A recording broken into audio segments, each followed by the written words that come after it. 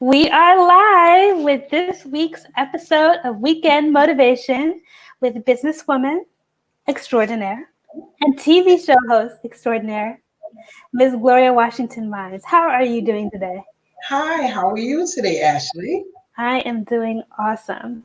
Yes, I'm doing great. That is great. So, without further ado, we're going to hop straight into this interview.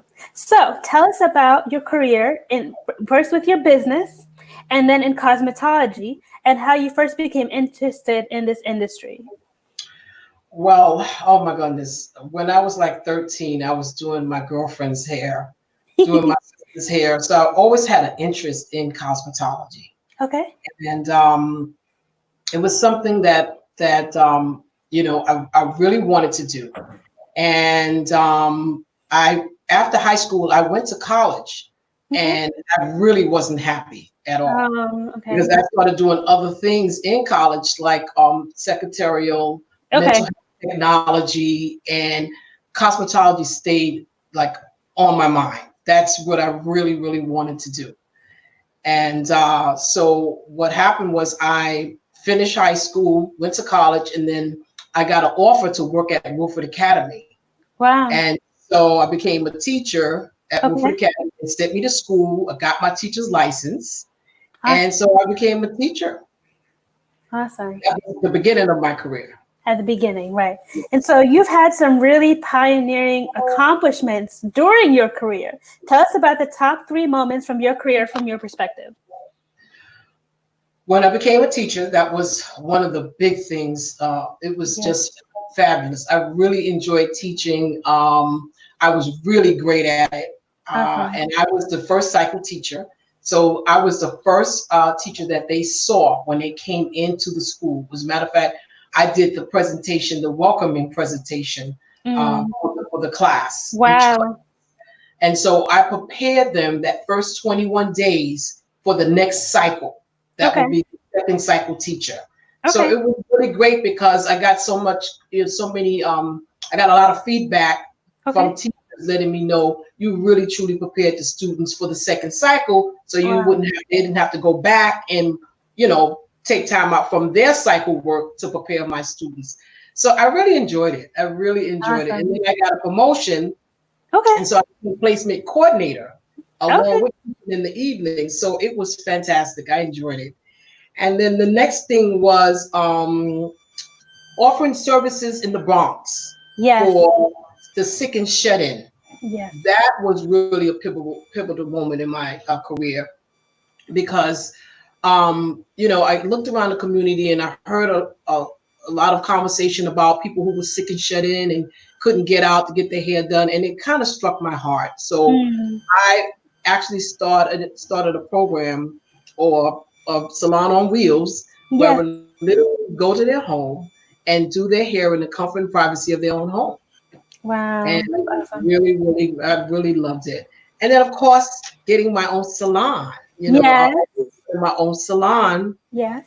And so that was really a great time in my life because there were no ethnic multicultural salons in this area. Yes.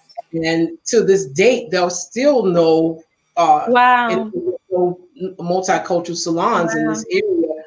You have in Newburgh and you have in Middletown, but the neighboring towns where I live at, they're on. Wow. So that was thank you for providing the services, and those moments impacted others as well as yourself. They created a ripple effect and a huge impact on the community that you served, and we want to thank you for that. Thank you. Thank you. Yes. So you also have a television channel, Rude Rangers United TV. So tell us how it got started, and congratulations on it coming to cable TV. Yes. Well, I decided to retire in October because I had 2 operations, one on my rotator cuff and one on my foot.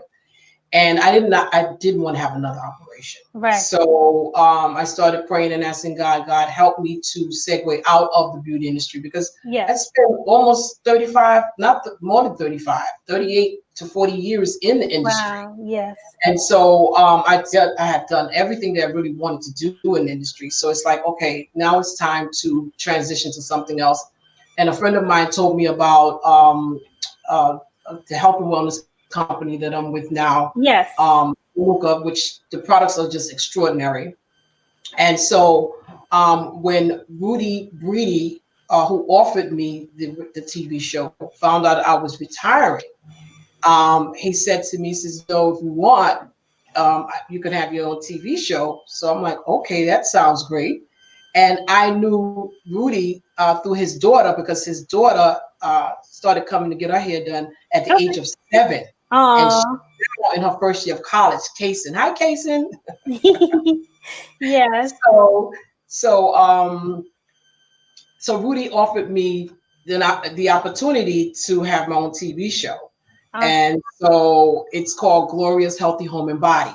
Yes. So I really, really am enjoying it, and I'm interviewing a lot of people in the health and wellness industry, because right now that is like so important that we take care of ourselves.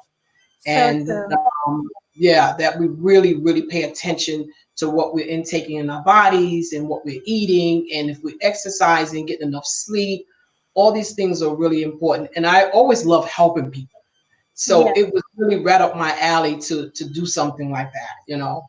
Yes, that sounds amazing. Again, another service to the community, creating that ripple effect, that impact on others. That's the story of your life and of your career, which has been a rich one.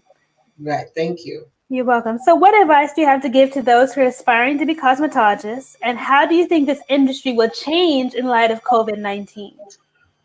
Okay, so the people who are aspiring to be cosmetologists, especially the people in this area and the schools in this area, I would say if there's any teachers listening, or if there's any students listening who want to take cosmetology, make sure you learn how to do all textures of hair. So important. Okay, because just knowing one texture of hair, you're not able to service the community as a whole the way you would like to. And when I had my salon, I did ethnic and multicultural hair services. So that means anyone who walked in my salon could get their hair done. That's awesome. And so that, I think that across the board, that needs to happen. That's one profession that is not has not been inclusive. You know, it's very true. The Caucasian salons do not do ethnic and multicultural hair textures, because if you have a white parent and a black parent, the texture of that hair is so different. It's different. It is so different, you know, and each texture, everyone who came into my shop, every client had a different texture of hair. Yes. Okay, so you have to know how to work with all textures of hair if you're truly a cosmetologist. And not to take anything away from people who don't know ethnic hair, but I think that that's something that should be done in the school, should be taught more. There was a point in time where I was a consultant for BOCES, where I would go in and teach the students advanced hair care. And then at one point, I taught the teachers for 3 consecutive days on how, different services like twisting, locking, how to press and curl, just important. Yeah, just give them an introduction, how to blow out, ethnic hair. So I just gave them a whole course on how to work with multicultural hair services or hair textures. So I think that that's very important. In terms of COVID-19, it's going to be very difficult. I just thank God that I was obedient and I left when I left, which was October. And my heart goes out to those people who still have salons and even people who still have small businesses. Yes. And they can't open their business at this time, so my heart really, really goes out. But I don't know what they're going to come up with. I know I saw on a video where I think it was in China, where they had a mop and standing way behind the client and washing their hair. Oh yeah, I saw that too. You saw that with a stick. Yes. With a mop, and then one person was in a bucket in a garbage can, and they threw water on her. She had her head down. I'm like, really? This got to be for jokes. Right. Yes. So I don't know what people are going to come up with, but it's going to be interesting. It's going to be interesting to see the innovative ways that people are going to tackle this now, or just take the chances of having everybody put on a mask and you wear a mask. And at some point when you're doing hair, depending on the type of style you're doing, you got to take that mask off at some point. Yes. You're washing the hair, you got to take that mask off. You got to be able to see. It's going to get wet behind the ears. Yes. The mask then is going to get wet. So they're gonna figure out a way. Someone's going to come up with a way. That's true. So moving on to the next question. How have you been staying encouraged and keeping busy during this time frame? And how would you like to encourage others? Well, I work from home. After I retired, I started working from home, and I have two businesses, as a matter of fact. Gloria's Healthy Home and Body with the health and wellness. And now I have another business that I've just got involved with called Vive, and that is helping people save money on the bills that they're already paying. Not services, but actually saving money on the bills that they already have, and just negotiating with the companies that they're already with to get a loan. Yeah, and post those links below. Yes, please. And so it's helping people save money, because people are really trying to save money at this time. This is really a difficult time for a lot of people. And so we have ways to help you save money. And if you want to also to bring in an income, we'll show you how to do that as well. So that's what I'm doing. I'm really helping people save money, get healthy, and create a new income for their family. Yes. And you can do it as a second stream of income. You don't have to do it full time. You can do it part time. But I think this incident has caught a lot of people off guard. Yeah. They only had one stream of income coming in the home. And I think it's very, very important to have a second stream of income coming in. Yes. Multiple streams of income. So we're showing people how to do that. And that is so rewarding when I do that, when someone comes on board and they start making money and they start doing well. It's so rewarding. So I'm just loving that. Amen. All right. So moving on to the next question, going back to your career. You've made many contributions to the community in the greater New York City area. What are your plans for future endeavors in that area, if you have any? And how are you currently giving back to the community? Well, I'm working with my church, Orange County Gospel Fellowship. Okay. And plugging them in there. Yes. And they are such a forward-thinking, Bible-based church. I love my church. And they do so much in the community. They give back so much. And so I'm going to be getting involved with however God leads me to get involved, because I just joined in August of last year. Oh, congratulations. Membership classes now. Awesome. And then I'm going to be led to wherever God is going to have me at. Yes. I also too would like to give back to the schools, like once a month, go and just do some follow-up work with the students to show them different methods and how to work with ethnic and multicultural hair textures. So I really would like to do that, because I think that that's very, very important to learn how to do. It is so important, because when we go to the hairdresser, we're trusting people with our hair. And if they don't know how to handle our hair texture, that's a big deal. Yes, it is. It is. A big deal. And a lot of natural sisters or transitioning sisters like myself, we are scared. Exactly. I know, and that's the thing is too, the industry is changing, because a lot of people are doing their own hair now. Yes, it is. You've lost salons in general, especially ethnic salons, have lost business due to the natural hair, technique movement. Yeah, exactly. But it's just a movement for now. Okay, it's for now. It's not going to be something that people continue with, because that's how the beauty industry is. They come and go. Yeah. So, we're gonna transition back again to chemicals at some point, because remember, we were in the Afro stage before. Yes, we've been there and we came back. Came back. So it's just a transition that happens in the industry, just like clothes. Clothes come in style and they go out of style and come back. Exactly. So it's going to change. Yeah. Yes. So tell me, who are some of your heroes and sheroes?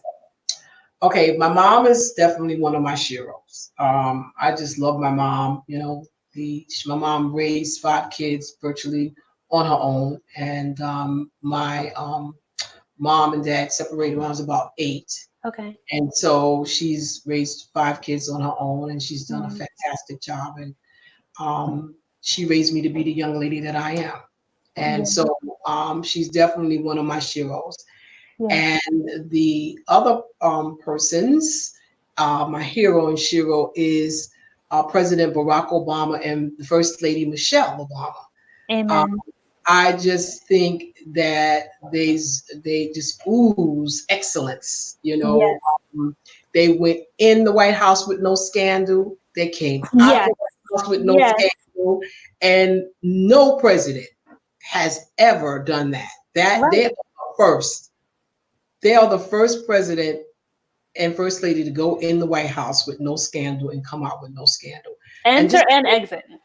And yes, and the way they handled themselves was extraordinary. I said, God, give me that. Give me that peace and that calm and that spirit. Have the fruits of the spirit, where I'm tolerant, I'm patient, I love, regardless of what you say, I still love you, I don't hold it against you.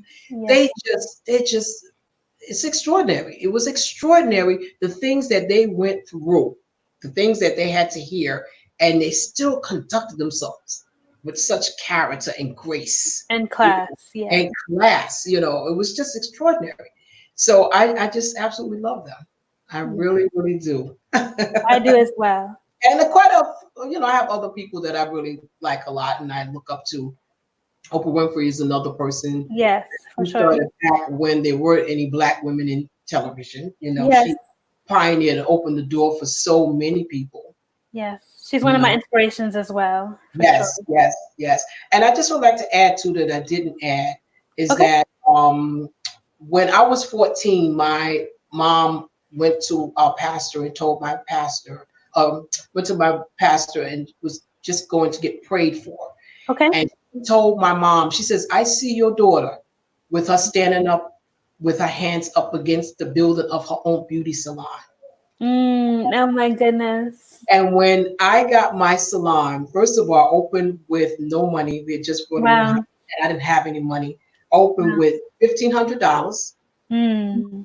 My husband paid the 2 months rent security, and my brother loaned me $1,000. That's how I opened up my first salon.